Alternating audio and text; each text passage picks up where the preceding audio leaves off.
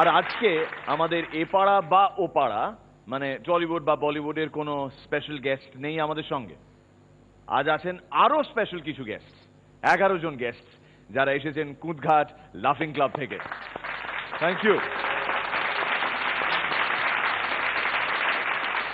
ওকে, এবার আমাদের next contestant যিনি আসছেন ঢাকা সাভার বাংলাদেশ থেকে, প্লিজ ওয়েলকাম মনিরুল ইসলাম চৌধুরী তুষার।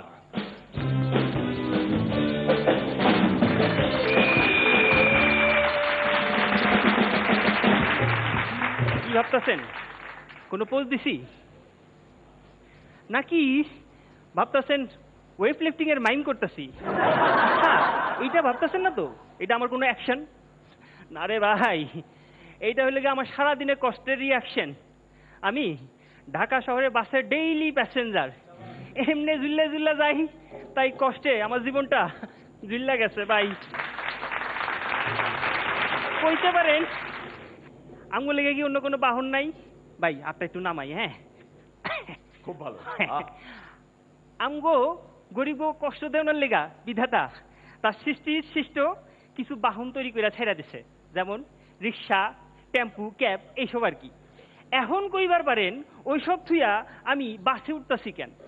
ওই তাইলে শুনেন, সকালবেলা ঘুম থেকে একটা অফিসের লেগা যাইবেন, বাহার থেকে যেই বার হইলেন মোড়ের মাথায় এসে খাড়ালেন, সামনে দেখলেন একটা রিক্সা খাড়ায় রয়েছে।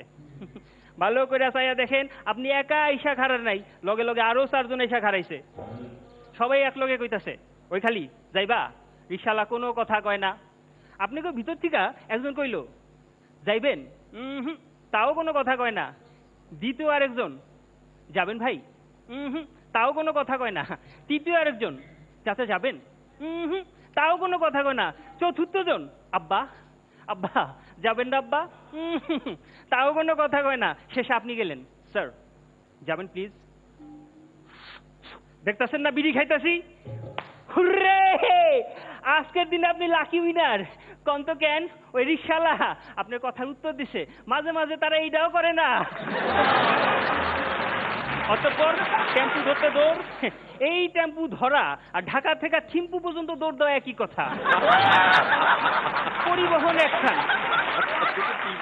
পরিবহন একখান, সিট 10 খান, পেছনে 100 খান বডি দৌড়াইতাছে টেম্পু ধরার লিগা। বাকি রইল কি? ক্যাব। আমগো দেশে ক্যাব ওইটা মিটারে চলে না, পকেটে হিটারে চলে। পকেট হিট তো আপনি ফিট। এই ঢাকা শহরের আমার একদিনের ঘটনা খুইলা বলতেছি। সকালবেলা ঘুম থেকে উঠে দেখি আমার লেট। আম্মারে কইলাম আম্মা নাস্তা দাউনের দরকার নাই, 9টার মধ্যে অফিসে না ঢুকলে আমার চাকরি আজকে ডেট। কোন রকম জামা কাপড় পইরা, একটা শার্ট আর একটা প্যান্ট ব্যাগের মধ্যে ভইরা, ঘাড়ের মধ্যে তুইল্লা বাস স্ট্যান্ডে এসে খাড়াইলাম। সঙ্গে সঙ্গে ফুস করে একটা বাস এসে খাড়াইলো। 1 হাত প্রশস্ত একটা গেট, 25-30 খান বডি এক লগে ঢুকানোর চেষ্টা করতেছে। যুদ্ধ হইব না তো কি হইব? আমিও না পাইরা চোখটা বন্ধ কইরা একজনের কোমর ধইরা মারলাম ধাক্কা, মারো ঠেলা, হেইয়ো আরো জোরে, হেইয়ো। এইবার মনে হয় আমার ঠ্যাংটা বাসটারে স্পর্শ করতে পারছে। চোখটা খুললা দেখি ও মাই কি, আমার বাস তো মাটির মায়ে ছাড়তে পারে নাই। ওদিক দিয়ে বাস ফুস পরের বাস নর্থ 38 আহনের লগে লগে দিলাম ডাই। পেছন দিক দিয়া চর থাপ্পড় কিল ঘুষি, আমি খুশি, বডিটা তো বাসের ভিতরে ঢুকছে। বডি ঢুকানোর পর আপনাদের কি ধারণা আমি সোজা হইয়া খাড়ায় আছি? মোটেও না, পুরা নাচ নাগিনী নাচ, হাতের স্টাইলে। এখন আমগো বাসের ছাড়নের পালা। দেখেন আমগো বাসটা যখন আইলো লাগে যেন হাসতে হাসতে আসছে। এই আমগো নিয়ে ছাড়বো ভাবখানা এরকম হইব না কেন? 37 জনের ক্যাপাসিটি একটা বাস 100 খান বডিরে লইয়া টানতাছে। ঢাকা শহরে কখনো যদি নির্দিষ্ট সময়ে নির্দিষ্ট জায়গায় এসা আপনি নামতে পারেন, নামার সাথে সাথে ফকির আল্লাহর রাস্তায় 1 টাকা দিয়ে দিবেন। কারণ এতগুলো বডি ঠেল্লা ঠুইল্লা যেই আপনি গেটের সামনে আসবেন ততক্ষণে আপনার স্টপেজ থুইয়া আরেকটা স্টপেজ এসে থেমে গেছে। এইভাবেই আমাদের বাসে চলা। কিন্তু এই গরিবের বাস আছে বলেই আজকে আমরা পেটে ভাতে বাইচা আছি। সুতরাং ঢাকার বাস জিন্দাবাদ। একবার কি আমার লগে সবাই করবেন? ঢাকার বাস জিন্দাবাদ! ঢাকার বাস জিন্দাবাদ।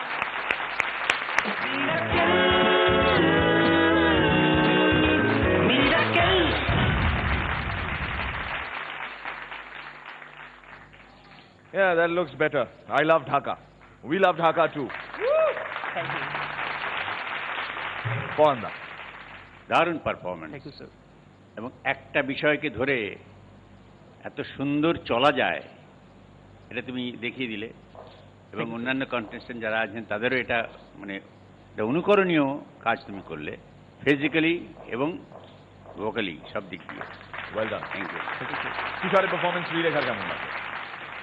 গতবারের তুলনায় ফা বেটার। Yep. একবারও মানে কোথাও কোনো আটকায়নি, কোথাও কিছু হয়নি। ইউ আর ভেরি কনফিডেন্ট, প্রচন্ড এনার্জেটিক পারফরমেন্স। আপনি খুব এনজয় করেছেন পারফরমেন্সটা, আর আপনার এনজয়মেন্টের ছোঁয়ায় আমরাও খুব এনজয় করেছি। Very good. রনিদা, অসম্ভব ভালো লাগা একটা পারফরমেন্স দিলেন, যেমন এনার্জি সেরকম পারফর্ম করলেন, আগে সব খুঁতগুলো কাটিয়ে উঠেছেন এবং ভীষণ ভালো একটা total presentation. Very nice, all the best.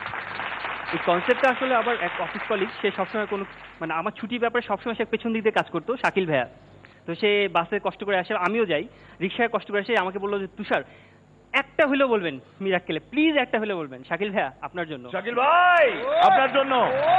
আর আরেকটা ইস্যু ছিল, গত 24শে মার্চ ছিল আমার জন্মদিন। তো আমার মা অনেক কষ্টে কোত্থেকে টাকা জমিয়েছেন আমি জানি না, আমি যদিও আমার সমস্ত বেতন মার হাতে তুলে দিই। মা আমাকে অনেক ইয়ে করে বললো যে তুষার তোর জন্য আমি একজোড়া জুতো কিনতে যাচ্ছি। মা আমাকে টাকা দিলেন, আমি সেই জুতো পায়ে দিয়ে আজকে এখানে এসেছি। আল্লাহর কসম মা, আপনার জুতো আমার পায়ের মধ্যে আছে, কিন্তু আমার মাথা আপনার পায়ের নিচে সারা জীবন থাকবে।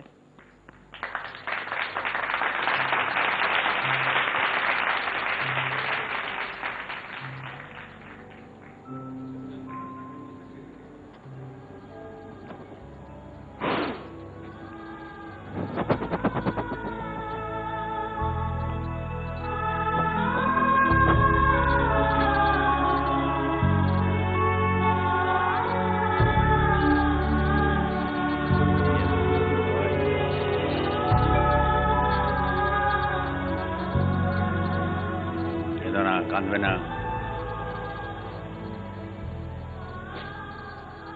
আজকে যেহেতু লাফিং ক্লাব কুদঘাট রয়েছে আমাদের সঙ্গে, যাদের খুব ইম্পর্ট্যান্ট একটা মেসেজ একটু আগে শুনলাম যে মানুষকে হাসানোটা খুব ইম্পর্ট্যান্ট। এই পৃথিবীতে অনেক দুঃখ যন্ত্রণা থাকে, সেই দুঃখ যন্ত্রণা দূর করাটা খুব ইম্পর্ট্যান্ট। মানুষের জীবনে হাসির খোরাক সবসময় যাতে বজায় থাকে, এটার দিকে খেয়াল রাখতে হবে। পরান্দার খুব ফেভারিট 4টে লাইন শোনাতে চাই। अपना गम लेकर कहीं और न जाया जाए, घर में बिखरी हुई चीजों को सजाया जाए। अपना गम लेकर कहीं और न जाया जाए, घर में बिखरी हुई चीजों को सजाया जाए। घर से मस्जिद बहुत दूर है, चलो यूं कर ले। घर से मस्जिद बहुत दूर है, चलो यूं कर ले। किसी रोते हुए बच्चे को हंसाया जाए।